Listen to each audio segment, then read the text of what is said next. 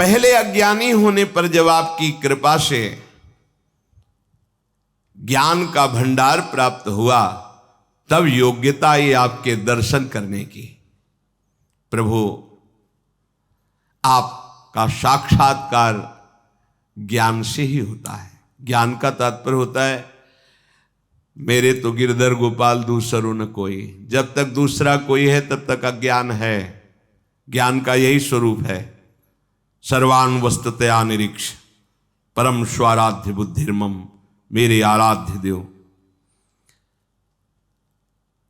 प्रभु, यह ज्ञान का रहस्य आपकी कृपा से ही प्रकट होता है। या रहस्य रघुनाथ कर बेग न जाने कोय, जो जाने रघुपति कृपा तो सपने मोह न होए। ब्रह्मा आदि बड़े बड़े प्रतिभाशाली मनीषी आपकी इस माया में, मोह में फंसकर कभी कभी आसक्त हो जाते हैं। हे लीला विहरी, अगर कुछ भी किसी को कभी प्राप्त हुआ है तो आपकी कृपा से प्राप्त हुआ है। प्रभु, आप विज्ञानानंद घन हैं। हे पुरुषोत्तम, मैं आपकी शरण में हूं। आपको बार बार प्रणाम करके बस आपके चरणों का आश्रय लेता हूं। जब भगवान श्री हरि की ऐसी वंदना मार्कंडेय जी ने की तो भगवान ने कहा, प्रिय सम्मान्य ब्रह्मर्षि शिरोमणे, तुम चित्त की एकाग्रता और तितिक्षा, कष्ट सहने की सामर्थ्य को और संयम और मेरी अनन्य भक्ति को प्राप्त करके तुम सिद्ध हो गए हो। चित्त की एकाग्रता और कष्ट सहने का धैर्य और इंद्रियों का संयम और मेरी अनन्य भक्ति, इससे तुम सिद्ध हो गए हो। तुम्हारे इस आजीवन शुद्ध ब्रह्मचर्य निष्ठा को देखकर हम बहुत प्रसन्न हैं। तुम्हारा कल्याण हो।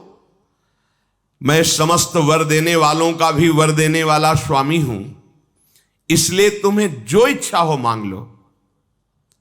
मार्कंडेय मुनि ने कहा, देव देवेश शरणागत भयहारी, हे भगवान अच्युत, आपकी जय हो, जय हो, जय हो। हमने तो आपका जो साक्षात्कार पाया, दर्शन पाया, यही दुर्लभ वस्तु हमारे हृदय में थी कि हमें कब प्रभु के दर्शन मिलेंगे। प्रभु, अब हमारे हृदय में कोई इच्छा नहीं रहे। ब्रह्मा शंकर आदि देवगण बड़ी एकाग्रता और बड़ी मनोनिग्रह से जब आपका चिंतन करते हैं, आपकी झांकी पाते हैं, तो प्रेम पुलकित और कृतार्थ हो जाते हैं। आज वही प्रभु मेरे नेत्रों के सामने विराजमान है। मैं धन्य हो गया, धन्य हो गया।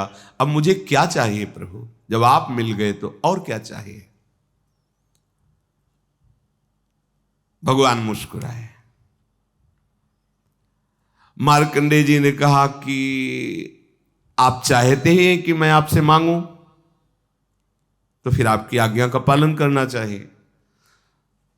तो प्रभु, मैं ये देखना चाहता हूं कि आपकी माया क्या है। संपूर्ण माया को देखना चाहता हूं। ये माया चराचर जगत को कैसे भ्रम में फंसाए हुए है, ये मैं देखना चाहता हूं। इससे आपकी आज्ञा का पालन भी हो जाएगा। मार्कंडेय जी ने जब ऐसा कहा तो भगवान हंस पड़े, क्योंकि जब कोई मिला है तो यही मांगा है कि कभी माया अब हमें फंसाए ना, हमारे सामने ना आवे। और मार्कंडेय जी कह रहे मैं देखना चाहता हूं क्या है आपकी माया, क्योंकि बचपन से भजन में लगे हैं, माया का कोई प्रभाव ही नहीं। तो क्या है आपकी माया, मैं देखना चाहता हूं। भगवान हंसते हुए कहा, ठीक है, ठीक है, ऐसा ही होगा, तुम देख पाओगे मेरी माया को। इसके बाद भगवान अंतर्धान हो गए। मार्कंडेय जी अपने आश्रम में रहकर इस बात का चिंतन कर रहे हैं कि भगवान कह रहे थे माया दिखाएंगे, अभी तक तो दिखाया नहीं। मार्कंडेय जी की जिधर दृष्टि जाती, चाहे सूर्य में, चंद्रमा में, अग्नि में, जल में, पृथ्वी में, वायु में, आकाश में या अंतःकरण में, अब उनको सब जगह भगवान ही भगवान दिखाई देते हैं। जित देखूं तित श्याममयी है। तो माया कैसे दिखाई दे? ऐसे हृदय में कहीं माया प्रवेश करती? कभी कभी उनकी प्रेम ऐसी दशा हो जाती है, शुभ प्रवाह करते हुए जोर जोर से भगवान को पुकारते, इतना प्रेम में डूब जाते कि अब आगे की दिनचर्या क्या है होश ही नहीं, क्या करना है, कैसे करना है, कुछ सुधी नहीं। पर एक बात अंदर बनी रहती कि भगवान से कहा था माया दिखा दो, कह रहे थे कि ठीक है ऐसा ही हो, अंतर्धान हो गए। एक दिन की बात है कि वो पुष्पभद्रा नदी के तट पर आसन पर बैठे हुए भगवान का चिंतन कर रहे थे। उसी समय उन्होंने देखा बड़ी भयंकर आंधी आ रही है और बहुत ही गर्जना पूर्वक वो वायु बढ़ रही आंधी। इतने में ही देखा विकराल बादल आ गए, बिजली कड़क रही है और रथ के धुरे के समान मोटी मोटी धार जल की वर्षा हो रही। फिर मार्कंडेय जी ने देखा चारों समुद्र उफान में हो गए, पृथ्वी को निगलते हुए बढ़ते चले आ रहे हैं। आंधी के वेग से समुद्र में बड़ी बड़ी तरंगे, बड़े भयंकर भंवर और ऐसी जल की भयंकर ध्वनि की कान फाड़े डाल रही, और विशाल विशाल बड़े बड़े मगरमच्छ मुंह खोले उस जल पे ऐसे। उस समय बाहर भीतर चारों ओर जल ही जल हो गया, पूरी सृष्टि जल में डूब गई।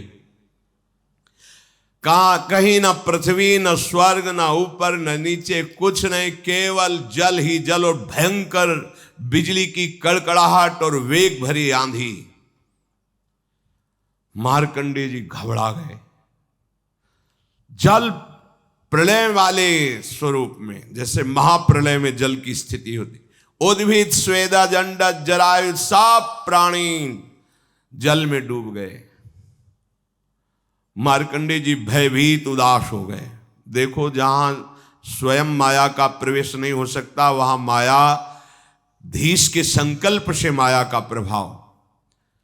अब प्रलय समुद्र की भयंकर लहरें आंधी के वेग से जलराशि से बहुत ऊंचे तक उछल रही हैं। प्रलय कालीन बादल बरसते ही जा रहे हैं। दीप वर्ष पर्वतों के साथ सारी पृथ्वी समा गई, जल ही जल। पृथ्वी, अंतरिक्ष, स्वर्ग, ज्योतिर्मंडल, ग्रह, नक्षत्र, तारा, दिशाएं, तीनों लोक जल में। बस उस समय केवल महामुनि मार्कंडेय जी बचे हुए हैं, अपने आसन पर बैठे हुए, सब जल ही जल। अब भागे कि कहां जाऊं, ये तो बहुत बड़ी तरंगे समुद्र की हमको भी डुबा देंगी। आसन जो ही छोड़ा प्राण बचाने के लिए, भागे तरंगों ने उनको घसीट लिया जल में। अब बड़े बड़े मगरमच्छ टूट पड़े मार्कंडेय जी के ऊपर, बड़े बड़े तिमिंगल मच्छ उनको लील रह गए। हवा का झोंका, थपेड़े, फिर उलट गए, जल में आ गए, फिर भटक रहे, बेहोश हो रहे, थक रहे हैं। तरंगों में कभी आकाश के समान उछलते, कभी नीचे चले जाते हैं। भयानक दुख। जल के जितने भयानक जंतु, कोई निगल जाता है, कोई उगल रहा है, कोई घसीट रहा है, उनको कोई नोच रहा है, कभी किसी का शिकार बन जाते हैं। बहुत शोकग्रस्त, मोहग्रस्त, दुख ही दुख, अपार दुख, कहीं इतनी शांति नहीं, कोई विचार नहीं, बस हाहाकार मचा हुआ है। कभी देखा मैं मर गया, कभी देखा फिर पैदा हो गया, कभी देखा भयंकर रोग। मार्कंडेय मुनि अब भगवान की भी याद नहीं कर पा रहे, इतनी थपेड़े, इतना भयंकर दुख। यही है, भटकते भटकते जलराशि में सैकड़ों, हजारों नहीं, लाखों करोड़ों वर्ष व्यतीत हो गए। मार्कंडेय मुनि प्रलय के जल में सैकड़ों, हजारों, करोड़ों वर्ष व्याकुल हुए, ऐसा व्याकुल हुए अब क्या होगा।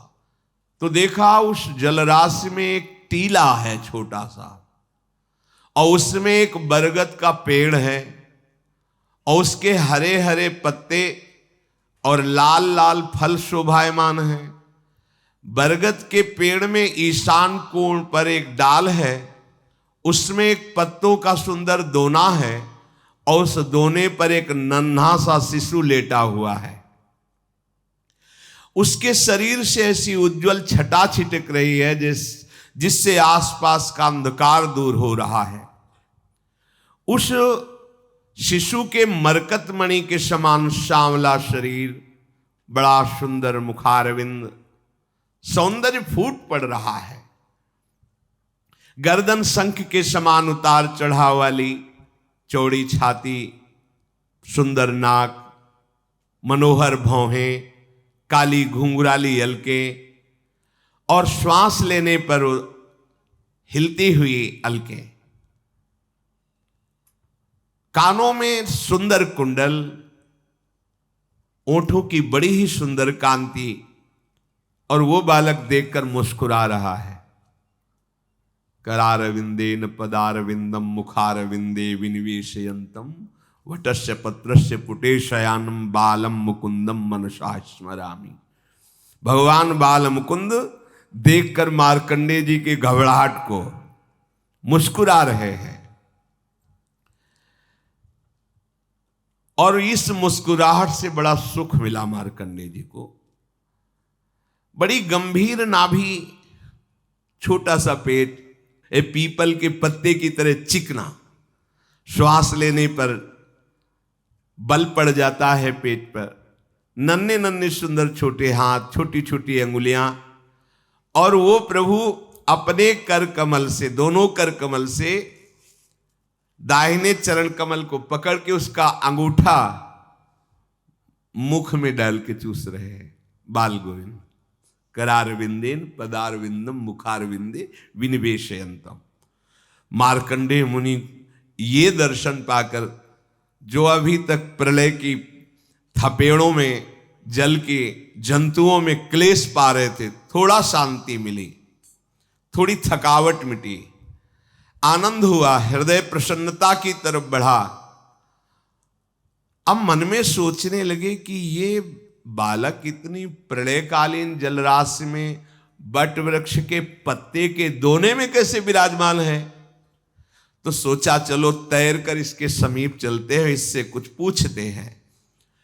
तो अभी समीप पहुंच ही नहीं पाए थे कि शिशु ने ऐसा श्वास लिया कि मार्कंडेय जी उनके श्वास के साथ पेट में चले गए। जैसे अपने लोग लंबी सांस लें, कोई मच्छर आ जाए तो फिर सीधे ही चला जाएगा, ऐसे ही मार्कंडेय जी अंदर चले गए पेट में। और पेट में जाके देखा तो फिर वही आश्रम, उसी आसन पे बैठे, फिर वही प्रलय की जल राशि, वही वर्षा पेट के अंदर। अब विचित्र दृश्य देखकर आश्चर्यचकित हो गए। वो विचार नहीं कर पा रहे कि बाहर वाला दृश्य और अंदर वाला दृश्य क्या है। वही अंतरिक्ष, ज्योतिर्मंडल, पर्वत, समुद्र, द्वीप, वर्ष, दिशाएं, देवता, दैत्य, वन, देश, नदियां, नगर, खाने, ये सब का सब भगवान के उदर में देखा। मैया को भी दिखाया था। लालजू महाराज से कहते, दाऊ दादा ने कहता ने मिट्टी खाई, मुख खोल, छड़ी लगे, खोल मुख। मैंने नहीं खाई। वो खोल तो सोच रहे काहे को मुंह खोले, मैया डर जाएगी। दिखा, अनंत ब्रह्मांड भगवान की। कहां तक कहें, संपूर्ण विश्व अंदर पेट में परम सत्य दिखाई दे रहा है मार्कंडेय जी को। फिर दिखाई दिया कि हिमालय पर्वत, पुष्पभद्रा नदी तट पर आश्रम, वहां ऋषि, और वहां मैं भी बैठा हूं। वो सोच रहे कि सत्य क्या है, बाहर वाला आश्रम, प्रलय की जलराशि, या अंदर ये सब। ऐसा सोच ही रहे थे कि फिर श्वास बाहर छोड़ी तो फिर उसी प्रलय वाले जल में बाहर आ गए। फिर वही बड़े बड़े मगरमच्छ उनको बाहर से देखा तो फिर वही वृक्ष टीले पर दिखाई दे रहा है, और उस बालक की मंद मुस्कान, प्रेम भरी चितवन। मार्कंडेय जी इंद्रियातीत भगवान के इस मायामय वैभव को देखकर बहुत घबरा रहे। सोचा अब इस बालक को ही हृदय से ऐसे पकड़ लेंगे, क्योंकि इसके दर्शन से सुख मिलता है, तो मुझे ये जो भय प्राप्त हो रहा है हट जाएगा। भगवान केवल योगियों के नहीं, स्वयं योग के भी स्वामी हैं। सबके हृदय में भगवान छुपे हुए हैं। कोई भजन करके ही उनको ढूंढ लेता है, बाहर नहीं, हृदय में भगवान है। मार्कंडेय मुनि प्रयास करने लगे भगवान के समीप पहुंचने का पुनः, तो भगवान अंतर्ध्यान हो गए। न वो टीला है, न वो वृक्ष है, न वो बालक है, वही जलराशि। जैसे अभागे पुरुष का प्रयास असफल हो जाता है, ऐसे मार्कंडेय जी का ये प्रयास कि भगवान का आलिंगन कर लूं, हृदय से लगा लूं, निष्फल हो गया। तत्काल इतनी घबराहट पैदा हुई, पुकारा, हे हरि मेरी रक्षा करो, मुझे बचाओ। आंख खोला तो देखा एक बूंद पानी नहीं, आश्रम में कुछ आसन पे बैठे हैं, कुछ नहीं। कल्पों व्यतीत हो गए, कुछ नहीं, अभी तो आसन से भी नहीं उठे हैं, एक बूंद पानी नहीं। कोई कपड़ा ऐसे भी देख रहे हैं कि कहीं कुछ गीला, कुछ नहीं।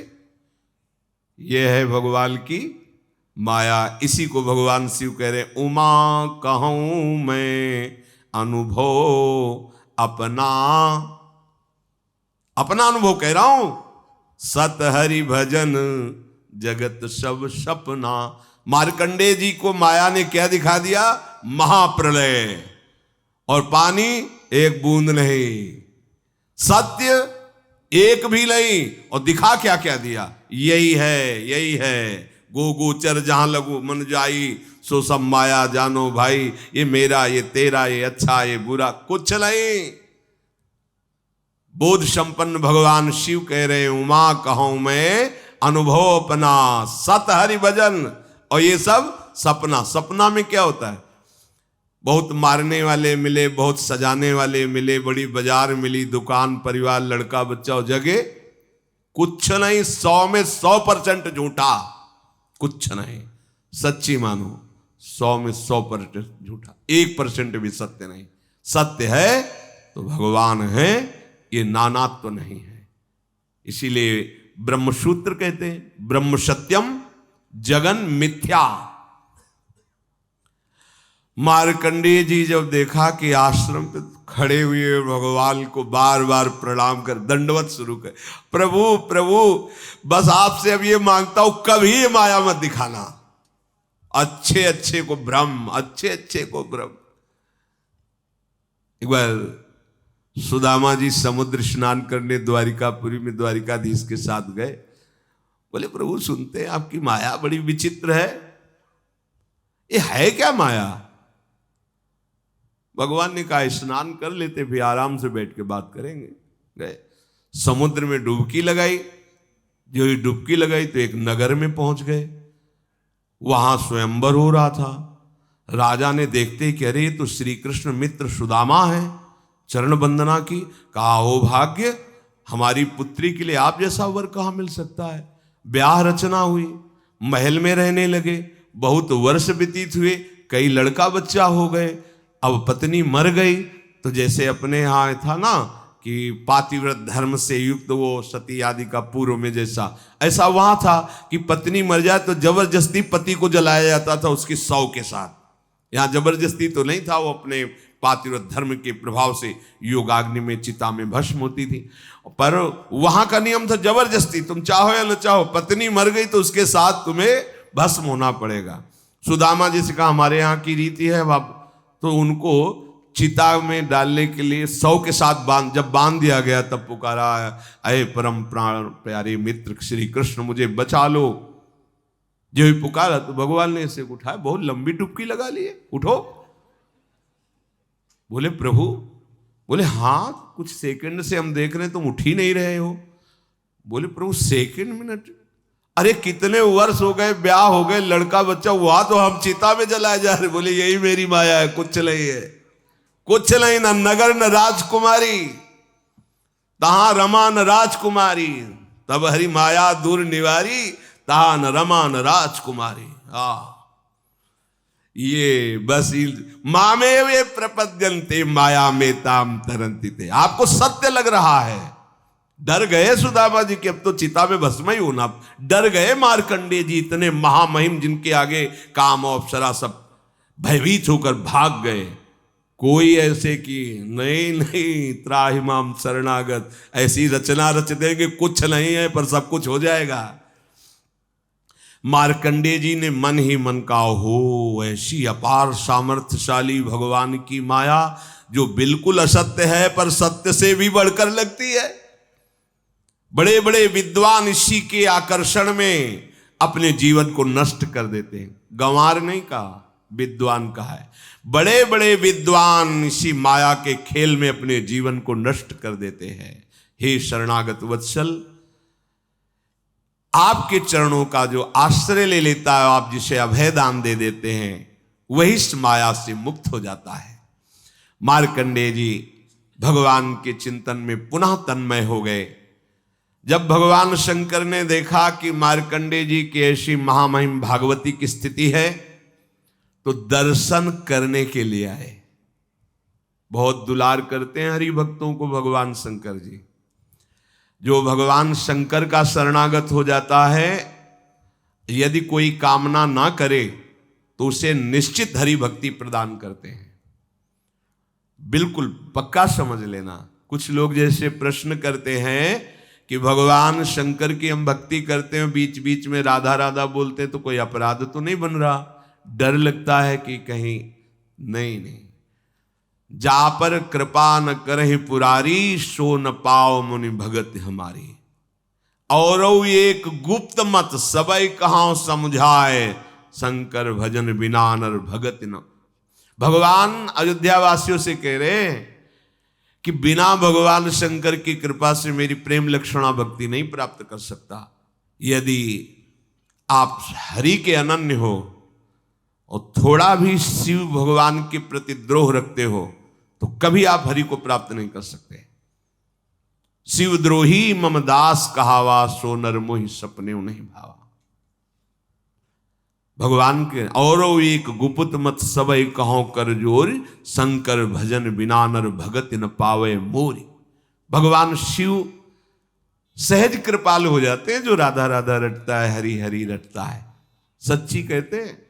और वो कृपा करके अहंकार के अधिष्ठात्र देवता हैं, ऐसी करुणा कर देते हैं कि जो प्रियालाल को प्रिय है वो दैन्यता दे देते हैं, अहंकार का अपहरण कर लेते हैं। भगवान शंकर जी ने पार्वती जी से कहा कि चलो, महाभागवत मुनि भगवान की भगवत स्थिति में हैं, उनके दर्शन करते हैं चल के। परम वैष्णवाचार्य हैं। भगवान शिव के हृदय में इतना वात्सल्य उमड़ा और उमा जी से कहते, देखो तो देखो कैसे शांत और गंभीर मुद्रा में मेरे प्राण प्यारे श्री हरि के चिंतन में निमग्न है। शरीर इंद्रियां अंतःकरण सब प्रेम पुलकित है। देखो मेरे प्रभु ने इनको कैसी स्थिति दी है। इसलिए हम चलते हैं महातपस्वी मार्कंडेय ऋषि के साक्षात दर्शन करते हैं और दर्शन देते हैं। भगवान शंकर ने कहा, देवी ये ब्रह्मर्षि को ना तो कोई लोक की अब जरूरत रह गई, ना परलोक की वस्तु की। जो भगवान के भजन में निरंतर अपने चित्त को जोड़ देता है, उसकी ऐसी स्थिति हो जाती है, लोक परलोक की चाह मिट जाती है। इन्हें भगवान श्री हरि के चरण कमलों की परम प्रेम लक्षणा भक्ति प्राप्त हो चुकी है। यद्यपि इनको हमारी चाह नहीं, फिर भी मैं ऐसे भक्तों के ऊपर स्वयं अपनी तरफ से कृपा करता हूं। ये महात्मा हैं और जीव मात्र के लिए सबसे बड़े लाभ की बात है कि ऐसे महात्माओं का समागम प्राप्त हो जाए। अयम ही परमो लाभो नृणाम साधु समागमा। मैं निश्चित करता हूं कि सबसे बड़ा परम लाभ यही है कि ऐसे संतों का संग प्राप्त हो जाए। यही लाभ शंकर माना। भगवान शंकर समस्त विद्याओं के प्रवर्तक, सारे प्राणियों के हृदय में विराजमान अंतर्यामी प्रभु हैं। जितने भी संत हैं सबके एकमात्र आश्रय और आदर्श भगवान शंकर हैं। भगवती पार्वती जी से इस प्रकार कहकर भगवान शिव मार्कंडेय मुनि के पास गए। उस समय मार्कंडेय मुनि की भगवान के रूप में ऐसी तन्मयता थी कि ना शरीर की शुद्धि थी ना बाहर के जगत की। विश्वात्मा भगवान गौरी शंकर सामने विराजमान हैं, पर मार्कंडेय जी को कोई पता नहीं। अंतर में भगवान की रूप माधुरी में कैलाशपति भगवान शिव से मार्कंडेय जी की स्थिति छिपी नहीं रही, इसलिए उनके हृदय में प्रवेश कर गए। और जहां वो हरि रूप में मगन थे, वहां देखा जटाजूटधारी गंगाधर भगवान कर्पूर गौरम, एकदम गौरांग वदन, दिव्य, बहुत सुंदर भगवान शिव है। रुद्र रूप तो भयंकर है, बहुत सुंदर रूप है। जब पार्वती जी के ब्याह के समय बारात जा रही थी, तो अब अनुचर भी को मुखहीन विपुल मुख का, कोई वो एक मुख वाला, कोई बहुत मुख वाला, किसी के एक आंख, किसी के बहुत आंख। बड़ा विचित्र इनका पार्षदों का स्वरूप है। शिव पार्षदों, भगवान श्री हरि ने कहा महाराज तुम पीछे रहो, सबसे पीछे बैच तुम्हारा रहेगा, आगे हम रहेंगे, फिर देवता लोग। तो ऊपर छज्जे पर चढ़ करके बहुत सी राजरानियां और देवियां सब दर्शन करें, इनमें कौन सा दूल्हा है। बार बार भगवान श्री हरि की तरफ देखती, देवराज इंद्र की, इनमें कौन सा दूल्हा है। बोले दूल्हा के बाराती हैं, तब तो दूल्हा बहुत सुंदर होगा। और जब दूल्हे का नंबर आया फाड़ काढ़े हुए वास, क्योंकि ब्याह होने जा रहा तो शांत थोड़ी बैठेंगे तो सब। और वहां जैसे घुचप्पा ले छूटते, तो अगिया बैताल वहां थे, वहां घुचप्पा छुटाले की थोड़ी जरूरत है। लौट रही थी भूत प्रेत पिशाचनी डाकनी यक्ष राक्षस, और ततैया जो लाल पीली सब है वो भी आनंद मस्त होकर शिव के आसपास, बिच्छू जैसे कंकण कुंडल ऐसे सब। और भभूत तो रमि चिता भस्मा लेपो गरल मसनम दिक्पट धरो जटाधारी कंठे भुजगपतिहारी पशुपति कपाली भूतेशो। हाँ, ये विनाशकारी ये परिकर कहां से आ गया। बोले यही तो दूल्हा का परिकर है। बोले दूल्हा, बोले वो भारी जटा का बोझ लिए बीच में जो दिखाई। पार्वती जी को हृदय से लगाया, उन्होंने कहा पर्वत से गिरकर हम प्राण दे देंगी, आत्महत्या कर लेंगी बेटी सहित, लेकिन ऐसे दूल्हे के साथ कभी मना करो, ब्याह नहीं होगा। आदेश महारानी का हिमालय के पास सूचना पहुंची। हिमालय ने नारद जी ने कहा बात संभालो, नहीं बिगड़ गई, रनिवास से आदेश हो गया, ब्याह नहीं होगा। वो कह रहे हम आत्महत्या कर लेंगी कुमारी के साथ, लेकिन ब्याह ऐसे शास्त्रों वर्ष पुराना स्वरूप भगवान शिव का ऐसे, और सब, और अत्यंत त्रिपुर सुंदरी भगवती सुकुमारी। नारद जी गए, बोले देखो ये उपद्रव कैलाश में ठीक है, यहां बारात पे आए हो, मतलब समझो आप ब्याह भंग हो रहा है, आपका ब्याह रुक जाएगा महाराज। पूरी हमारी जो बिचौलियापन में पूरा जितनी मेहनत की सब चली जाएगी। आदेश आ गया रनिवास से, ब्याह नहीं होगा आपका। तो बोले क्या करें बताओ, हमारा श्रृंगार तो यही है, आप अपने स्वरूप में आइए। जे ही भगवान शिव, वो अपना नौ किशोर रूप, हाथ में दर्पण हो, ऐसा गौरांग बदन, ऐसे सुंदर नेत्र। नारद जी गए, बोले देखो चल के अब दूल्हा, कह रहे ब्याह नहीं करें। भगवती तो जानती शिला खील के तो विविध रूप है।